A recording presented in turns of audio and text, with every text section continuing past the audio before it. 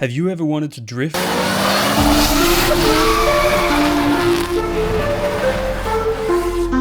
But you don't know how much it costs, how many tires you'll need, or even where to start? Watch my story and I'll show you everything you need to know.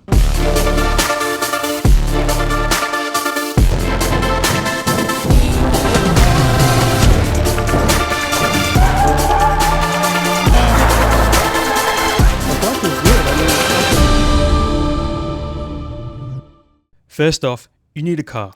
This is the hardest part. Depending on where you're from, different cars will cost varying amounts. For me, the Aussie Ford Falcon was an easy choice. I picked this one up for 2,000 Australian dollars, which converts to about $17 or 374 Big Macs. My car cost me $252 in diesel to pick it up. Oh my God, bro. Oh, hell no, man. What the fuck? $160 to service, and a pack of drill bits to drill holes in the knuckles to get that sweet, free steering lock. It's worth mentioning that ideally the car you get has a decent amount of steering angle or can be cheaply modified to get some, though it's by no means necessary to get a 90-degree angle kit unless you're going for sick reverse entries, which having no angle kit shouldn't stop you from trying anyway. You're also going to need some extra wheels. I found all of mine on Marketplace. How many though?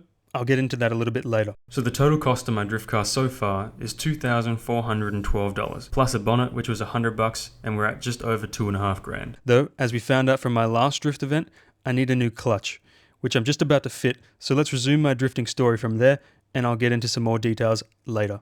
It's that time again. The track's hosting another drift day. The day before yesterday, there was a last minute announcement that the lap dash they were hosting on this Sunday in a couple of days didn't get enough entrants, so now it's open to drifters. I still haven't touched the BA since last event, to be honest. It still has a fucked clutch. My clutch is And as I was driving it up here from my place into the shed, I thought, like I'd see if it's still got that dog in it, like fucking give it the old 1, 2, 3, 4, on the grass. And spinning forth, it started fucking smoking. Smoke started bellowing out of the fucking bonnet. I'm like, oh no, what the fuck, it's broken. I was just trying to drive it up to fix the clutch, but now we got more issues. Pretty confident I know what it is though. Pain in the ass, but not the end of the world. It's pissing cooling out. I think we popped the Welsh plug out. That's good. That's fucking beautiful. Oh, it doesn't look like it's popped one out. Maybe it's just rusted. I can't really see it too. I think it's got a hole in it or some shit like that. Anyway, that's our issue. Now the trick to getting a Welsh plug out is to hit it with a punch on either the top or the bottom and flip it over. But you don't want to hit it too far to where it could fall inside the water jacket. Oh yeah, it's flipped. It's flipped. Whoa. Oh, it's gone. He's gone. It's gone. Whoa. Whoa. That's good. Get the pliers. The pointy ones. Pull. She's coming. There we go. Yeah. Look at the rust on that bitch. Oh, that's a good one, that. Same size. Get some sandpaper and clean up. Yeah. By a liberal amount. Liberal. What do you reckon? Looks like it'll seal. It did not.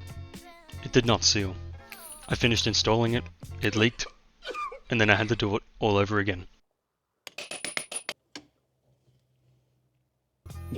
It just exploded when I was in 4th gear. There was so much smoke, I was like, fuck, are you serious? I'm driving it up to the shed to fix it, and I'm like, oh, what's a quick skid, I have the same exact footage of me doing this to the VL.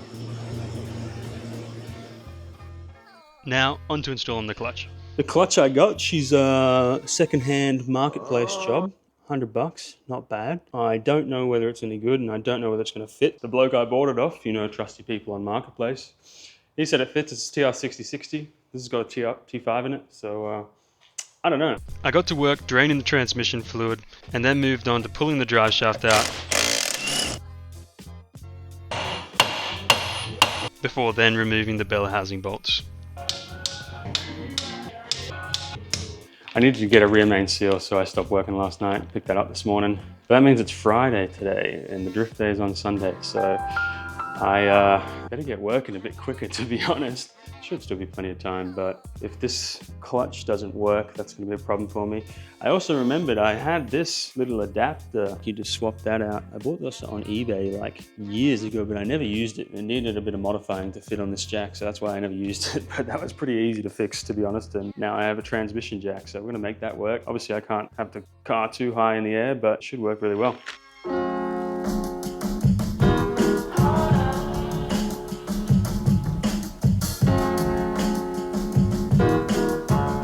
want to lower the car a bit more.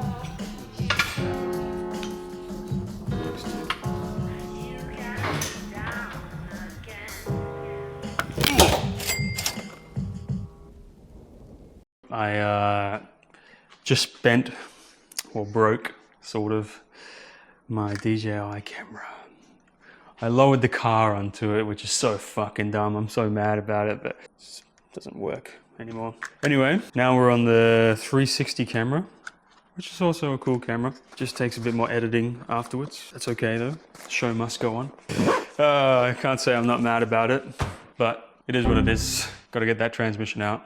Got to go drifting on Sunday.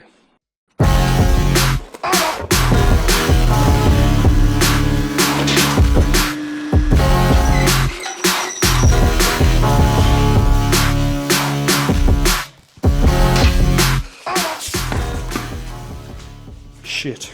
With only a minor mishap so far, I now had the transmission out and got to removing the clutch before then replacing the rear main seal. And as for my awesome Marketplace TR6060 clutch deal, looks like a clutch to me. Well, it didn't fit. That doesn't fit. That's much bigger. With this, I had to get a new clutch, and on such short notice, the only place that had one in stock was Repco. I got it fitted up, and Sam swung by to give me a hand to reassemble the rest of the car. You're right, you're right.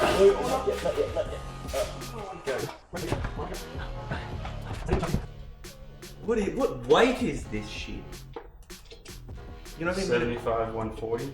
140? Greater than. You're not even going to have to change gears when the gearbox is cold. Oh, wait a minute. Greater than 75, 140, yet low friction like 80 weight or 30 weight motor oil. I'm telling you, it's magic. How does those two things line up at all? 80 weight gear oil and 30 weight motor oil. I don't know, these motherfuckers be doing some wizardry.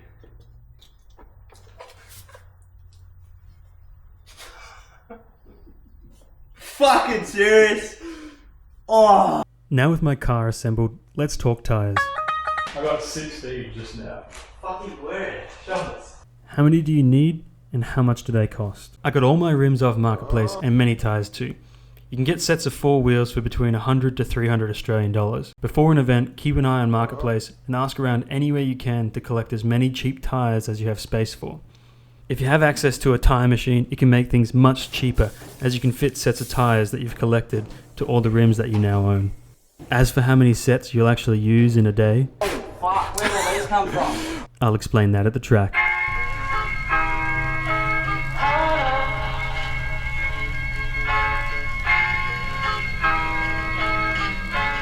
I'm so in love with you. You got me down again.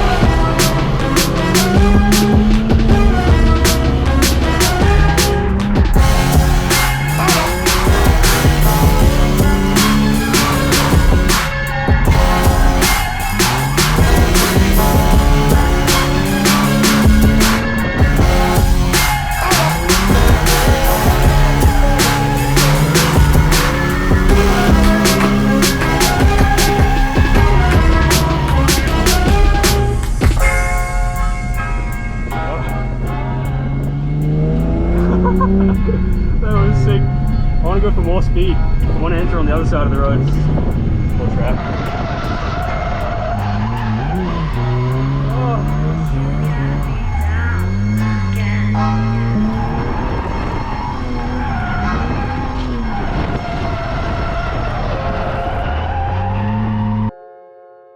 So how many tyres does all that take?